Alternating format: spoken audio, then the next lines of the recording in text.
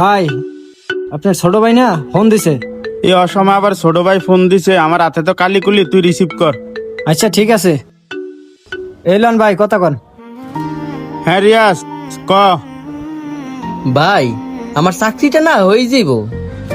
কি তোর চাকরি হয়ে যাইব? যাক আলহামদুলিল্লাহ। ভাই, চাকরি তো হইব, তয় কিছু টাকা লাগবো। আচ্ছা, কত টাকা লাগবো? এই তো লাখখানিক। কি 1 লাখ টাকা লাগবো? আচ্ছা, তুই টাকা নিয়ে কোনো টেনশন করিস না, আমি রাতের ভিতরে টাকা বা করতেছি। ভাই, আমি যতদূর জানি আপনি নিজেই তো চলতে পারেন না, আবার আপনার বাইরে টাকা দিবেন কই থেকে? টাকা না থাকলেও আমার ম্যানেজ করে দিতে হবে, কারণ ও আমার ছোট ভাই। আপনি দেই ভাই ব্যাক করলেন না কত কেন? আপনি এতগুলো টাকা কই থেকে দিবেন?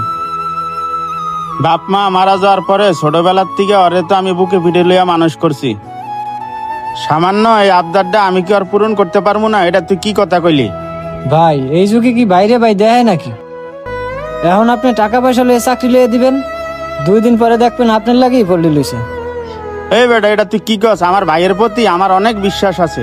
আমার ভাই আমার সাথে কোনোদিন বেইমানি করব না।